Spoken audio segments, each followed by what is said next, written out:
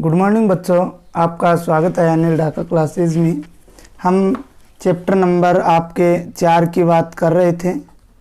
4 number chapter की जो परमाणु संरचना है उसकी हम लोग बात कर रहे थे।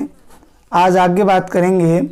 हमने जो परमाणु का थॉमसन मॉडल था वहाँ तक बात कर ली थी। अब उसके आगे बात करेंगे कि आगे जो बाद में वैज्ञानिक आए थे जिनका नाम था रदरफोर्ड का प्रयोग। ठीक है, रदरफोर्ड का प्रयोग, या अगर हम बात करें रदरफोर्ड को जो है नाभिकीय परमाणु प्रतिरूप, नाभिकीय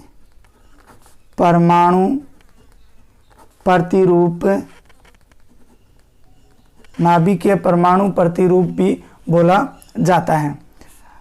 तो इसकी बात हम करते हैं विस्तार से और इसको समझते हैं। इम्पोर्टेंट है, आपकी परीक्षा के लिए बहुत बार पूछा गया है। तो रदरफोर्ड जो थे इनका पूरा नाम था अर्नेस्ट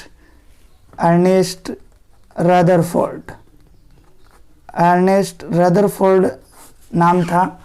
तो इन्होंने 1911 में ये प्रयोग किया था। इन्होंने क्या किया था उसकी बात करते हैं। इन्होंने 1911 के अंदर ये काम किया था। इन्होंने एक सोने की पतली पन्नी ली। क्या ली? सोने की पतली पन्नी ली। सोने की पतली पन्नी ली तथा सोने की जो पतली पन्नी थी वो लगभग अगर हम माने तो 100 नैनोमीटर बोल सकते हैं या फिर 10⁻⁷ मीटर की थी। ठीक है, जो परमाणु के आकार के लगभग बराबर की थी। इस पत्ती पर उन्होंने हीलियम की कणों की बौछार करवाई। किसके कणों की? हीलियम के कणों की बौछार करवाई।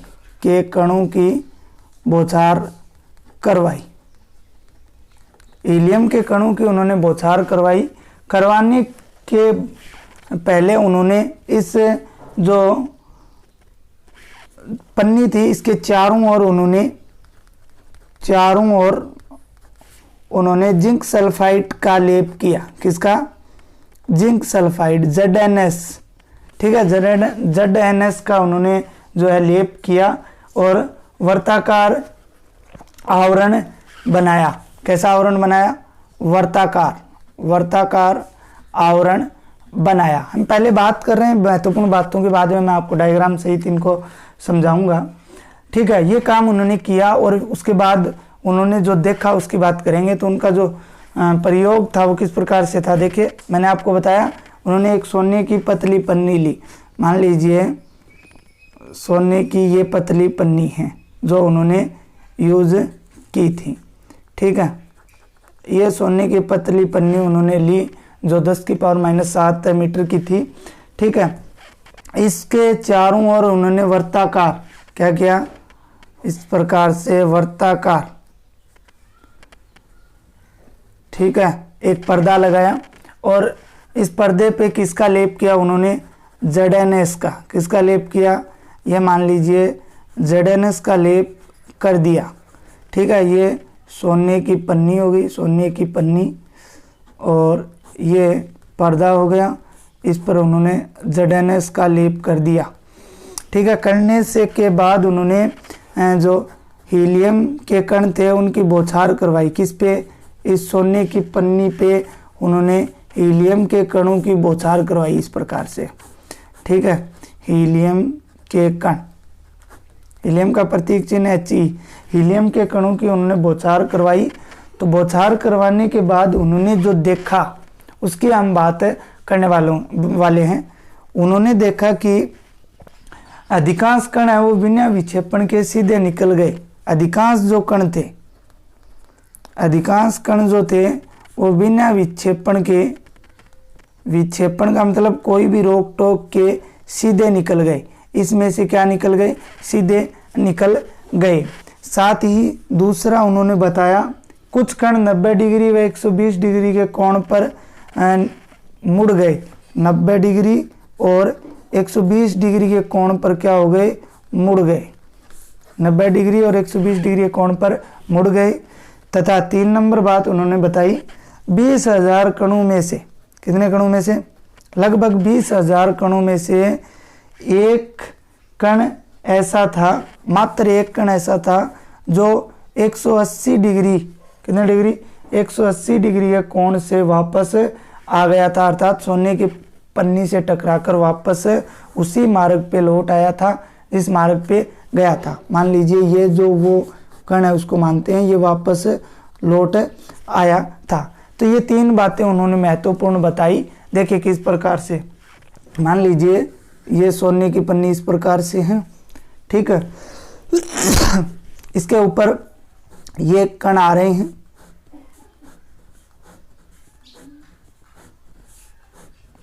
बहुत सारे कण की बौछार की गई थी, ठीक है, इनमें से ये सीधे निकल गए, ठीक है, कुछ इस प्रकार से 90 120 डिग्री के कोण से मुड़ गए, ठीक है।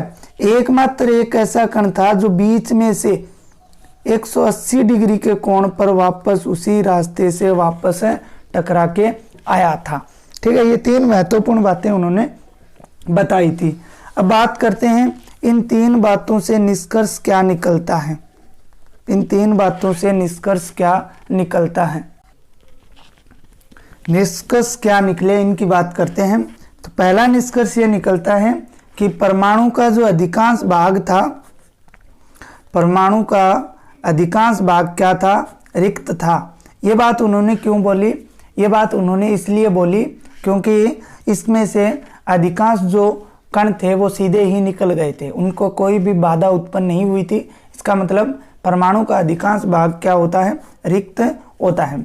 2 नंबर की अगर हम बात करते हैं तो इन्होंने बताया कि समस्त धनावेश परमाणु में एक जगह पर केंद्रित रहता है। मतलब जो धनावेशित भाग होता है वो परमाणु के बिल्कुल केंद्र में स्थित रहता है या एक केंद्रिक बीच में केंद्रित रहता है, जिससे टकराकर वो एक कण जो 20,000 में से वापस आया था वो इसी धनावेशित भाग से टकरा कर के आया था, वापस आया था। इसके बाद हम बात करते हैं 3 नंबर निष्कर्ष की। 3 नंबर निष्कर्ष की अगर बात करते हैं तो धनावेशित द्वारा घेरा गया स्थान जो है वो परमाणु की तुलना में काफ़ी कम होता है, ठीक है ना। धनावेशित भाग जो होता है ना वो परमाणु के आयतन की तुलना में बहुत कम होता है। जैसे मान लीजिए ये परमाणु ये इतना ही है तो ये भाग तो बहुत बड़ा है और ये भाग बहुत कम होता है। ये निष्कर्ष निकले थे। यह निष्कर्ष निकलने के बाद जो है इन निष्कर्षों के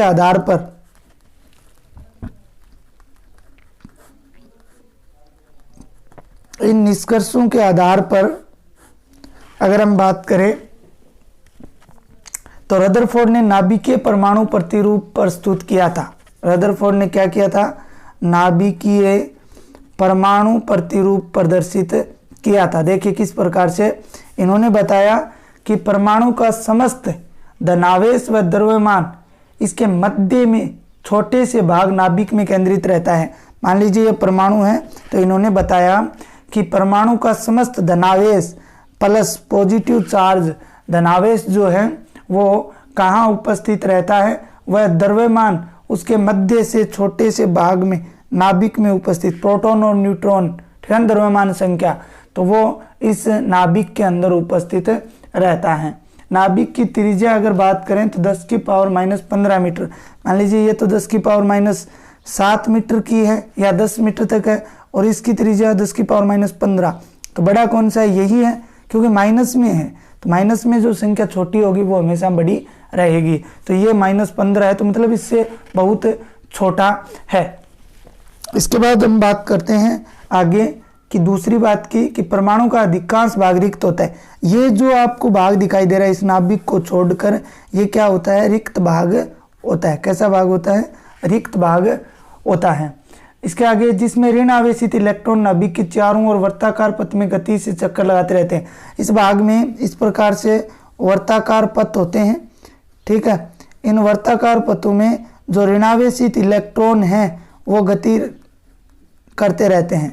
ऋणावेशित इलेक्ट्रॉन जो होते हैं वो क्या करते रहते हैं, इन चक्रों में गति करते हुए रहते हैं। इसके बाद अगर हम बात करें तो इन वर्ताकार पथों को कक्ष या कोष कहा जाता है। क्या बोलेंगे इनको, कक्ष या फिर कोष बोल सकते हो। कक्ष या फिर इनको क्या बोलते हो, बोल सकते हो कोष बोल सकते हो। इसके बाद अगर हम बात करें तो धनावेशित नाभिक व ऋणावेशित इलेक्ट्रॉन मध्य लगने वाला स्थिर वैद्युत आकर्षण बल तीव्र गति से घूमते इलेक्ट्रॉन को अभिकेंद्रीय बल से संतुलित करता है। अभिकेंद्रीय, केंद्र की ओर लगने वाला बल, ठीक है, इसके द्वारा ये संतुलित होते रहते हैं। 4 नंबर बात करें तो परमाणु में इलेक्ट्रॉन पर कुल ऋणावेश नाभिक के कुल धनावेश के बराबर होने के कारण परमाणु विद्युत उदासीन होता है। परमाणु क्या होता है? विद्युत उदासीन होता है, क्योंकि इलेक्ट्रॉन पर कुल ऋणावेश नाभिक में कुल धनावेश के बराबर होता है। इस बात का मतलब यह हुआ परमाणु के नाभिक में धनावेश होता है प्रोटॉन प्लस न्यूट्रॉन की संख्या। तो इनकी जो संख्या मान लीजिए x है और इलेक्ट्रॉन का द्रव्यमान x1 है, तो ये दोनों x बराबर x1 होते हैं। इसलिए परमाणु जो है वो विद्युत का क्या होता है? उदासीन होता है। अब हम बात करते हैं रदरफोर्ड के नियम से संबंधित लास्ट बात, इसकी कमियां, कि रदरफोर्ड के नियम की कमियां क्या थी। कमियों का मतलब ये नहीं है कि इनका जो बताया हुआ सही नहीं था, कुछ बातें थी जो ये नहीं बता पाए थे, उनकी हम बात करने वाले हैं। जैसे 1 नंबर कमी अगर हम बात करें तो धनावेशित नाभिक के चारों ओर घूमता ऋणावेशित इलेक्ट्रॉन त्वरण के कारण ऊर्जा विकिरण उत्सर्जित करेगा, जिसे ऊर्जा में लगातार कमी होगी, वह इलेक्ट्रॉन अंतः नाभिक में गिर जाएगा और परमाणु स्थायी नहीं रहेगा। इस बात को ये नहीं समझा पाए थे, नहीं रहेगा, ठीक है, स्थायी नहीं रहेगा। 2 नंबर इन्होंने इलेक्ट्रॉन के लिए निश्चित पथ नहीं बता सके थे। जो इलेक्ट्रॉन गति करते हैं उनके लिए ये निश्चित जो मार्ग है उसके बारे में नहीं बता पाए थे, निश्चित पथ के बारे में ये नहीं बता पाए थे। तो ये तो था रदरफोर्ड का जो परमाणु मॉडल या नाभिकीय परमाणु प्रतिरूप की हमने बात की है, जिसको आप देख सकते हो। डायग्राम आपको बनाना है, मैं आपको नोट्स में जो है डाल दूंगा, यह आपको इतना काम करना है। इसके बाद हम बात करते हैं बोर का हाइड्रोजन परमाणु प्रतिरूप। किसका? बोर का हाइड्रोजन परमाणु प्रतिरूप की हम लोग बात करते हैं। देखिए बोर का हाइड्रोजन परमाणु प्रतिरूप। बोर का हाइड्रोजन परमाणु प्रतिरूप, बोर का हाइड्रोजन परमाणु प्रतिरूप। देखो इसकी जब हम बात करते हैं तो ये होता क्या है? बोर का परमाणु प्रतिरूप मॉडल, बोर जो है वो एक वैज्ञानिक का नाम है, उन्होंने हाइड्रोजन के परमाणु प्रतिरूप के बारे में बताया था। रदरफोर्ड परमाणु प्रतिरूप जो है वो भौतिक नियमों के अनुरूप नहीं था, इसीलिए 1912 में रदरफोर्ड 1911 में इन्होंने 1912 में, इनका पूरा नाम था नील्स बोर। क्या नाम था? नील्स बोर, ठीक है। इन्होंने 1912 में संकल्पनाओं पर आधारित एक नया, ठीक है, नया प्रतिरूप या मॉडल दिया। नया प्रतिरूप इन्होंने दिया, वो क्या था? क्वांटम सिद्धांत पर आधारित था। किस सिद्धांत पे? क्वांटम। अब हम बात करेंगे क्वांटम सिद्धांत क्या होता है। क्वांटम सिद्धांत पर आधारित था। तो कई बार पूछा गया है हाइड्रोजन परमाणु प्रतिरूप है वो किस सिद्धांत पर आधारित है? तो किस सिद्धांत पर आधारित है? क्वांटम सिद्धांत पर आधारित है। इनकी अवधारणाएं जो थी वो क्या थी वो देखिए। अवधारणाओं की हम लोग बात करते हैं। 1 नंबर अवधारणा की हम लोग बात करते हैं तो इन्होंने बताया था कि हाइड्रोजन परमाणु में इलेक्ट्रॉन निश्चित त्रिज्या, हाइड्रोजन परमाणु में, हम हाइड्रोजन परमाणु की बात करते हैं, H एटम। हाइड्रोजन परमाणु में इलेक्ट्रॉन, कौन में? इलेक्ट्रॉन निश्चित त्रिज्या, निश्चित त्रिज्या एवं ऊर्जा की वर्ताकार कक्षाओं में गति करते हैं। इन्हें कक्षा कोष कहा है, इन्होंने कक्षा कोष कहा है। ये बात रदरफोर्ड ने बताई थी, लेकिन निश्चित त्रिज्या की बात उन्होंने नहीं की थी, ठीक है। इन कक्षकों को इन्होंने नाम दिया था 1, 2, 3, 4, या इनको नाम दे सकते हैं K, L, M, N, O, जितने भी आए वो हम उनको इस प्रकार से प्रदर्शित कर सकते हैं। जैसे मान लीजिए ये परमाणु है, ठीक है, ये इसका नाभिक हो गया, ठीक है। इसके चारों ओर मान लीजिए ये वर्ताकार पथ 1 हो गया, ये 2 हो गए, ये 3 हो गए। ठीक है, तो इनको या तो हम नाम दे सकते हैं 1 2 3 4, या इनको हम क्या दे सकते हैं KL M N, इस प्रकार से इनको नाम जो है वो दे सकते हैं। ठीक है, इन कक्षकों में इलेक्ट्रॉन का जो कोणीय संवेग होगा, क्या होगा, कोणीय संवेग जो होगा वो होता है, कोणीय संवेग को mvr से लिखा जाता है, वो होता है h/2 पाई। पाई का मान आप जानते हो कितना होता है, 22/7। ठीक है, यहाँ अगर हम h की बात करते हैं तो वो होता है प्लांक स्थिरांक। h क्या होता है, प्लांक स्थिरांक होता है। m यहाँ पे क्या है, इलेक्ट्रॉन का द्रव्यमान। m क्या है, इलेक्ट्रॉन का द्रव्यमान। ठीक है, r कक्षक जो है उसकी त्रिज्या, तो इससे हम mvr बराबर h/2 पाई से ज्ञात कर सकते हैं। तीसरी बात इन्होंने बताई थी कि एक निश्चित कक्षा में चक्कर लगाने पर इलेक्ट्रॉन की ऊर्जा में कोई परिवर्तन नहीं होता है, कि निश्चित कक्षा में अगर इलेक्ट्रॉन चक्कर लगाता है तो उसकी एनर्जी में कोई भी चेंज जो है वो नहीं होता है। साथ ही परंतु उच्च कक्षा से निम्न कक्षा में, देखो उच्च कक्षा से अगर निम्न कक्षा में जाएगा, अगर निम्न कक्षा में जाता है, उच्च कक्षा से अगर निम्न कक्षा में जाता है और निम्न कक्षा से उच्च कक्षा में आता है, उच्च कक्षा में आता है तो इसमें ऊर्जा का अवशोषण व उत्सर्जन होता है। उच्च कक्षा से अगर निम्न कक्षा में जाएगा तो ऊर्जा का उत्सर्जन होगा, अर्थात ऊर्जा बाहर निकलेगी, और निम्न कक्षा से उच्च कक्षा में आएगा तो ऊर्जा का क्या होगा, अवशोषण होगा। ये कुछ बातें जो हैं वो किसने बताई थी, नील्स बोर ने बताई थी। तो आज के लिए इतना ही। हमने रदरफोर्ड परमाणु प्रतिरूप और हाइड्रोजन बोर का हाइड्रोजन परमाणु प्रतिरूप की बात की है, जो आपके परीक्षा के लिए बहुत ही इम्पोर्टेंट हैं।